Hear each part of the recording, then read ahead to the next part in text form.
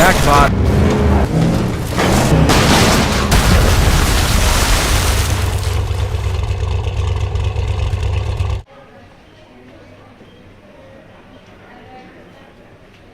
Delivered Across is an action-adventure game set in a world where everything is destructible. You play as Winston Green, a courier with anger management issues on his downward spiral towards insanity. My favorite vehicle in the game at the time is the dune buggy. It's quick, it's small, so you can take quicker turns, stuff like that. Easier to take sweet jumps. I really enjoy, cruising around on the beach, having a sweet time. The player car by far was the most difficult one to make it feel like it was adequately easy to handle. It would work in all gameplay scenarios. It is driven by physics, so that would have to be sort of tweaked as well. The car is made up of 30 something pieces that can fall off, so that was obviously a challenge to not get them stuck together and sort of glitch out, and just generally make them feel good, especially when the car crashes and blows up and pieces fly all over the place. There were a lot of different things with the pickup truck that was challenging to make it feel as we wanted it to feel. The story behind the location in the game is that we wanted to have something that was similar to Key West, Hawaii.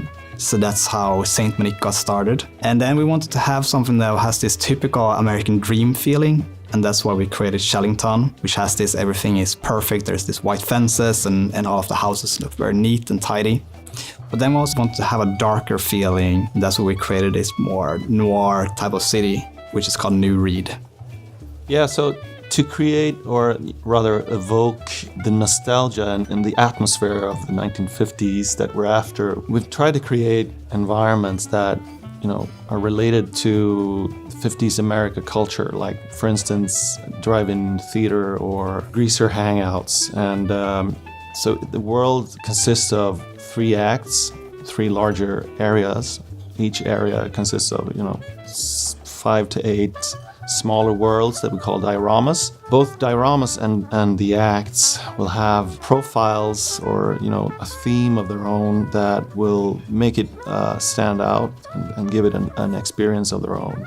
When creating the vehicles, just like when we were creating the buildings and the environments and characters, we wanted to make the vehicles feel like they were part of that time period, obviously. We drew from a lot of references. At the same time, we wanted them to feel they had something that was unique to them and weren't just straight off something that existed. We sort of interpreted, and some of them were more similar to real-world examples than others. We especially wanted the pickup truck to feel like something that you would expect to see from this time period. And then we added some things to it that made it feel more like, a little extra spice on it, I guess. So I think in the game at the moment, player can drive about maybe 50 different vehicles, I would say. And we are currently customizing each vehicle so they have their distinct feeling when you drive them.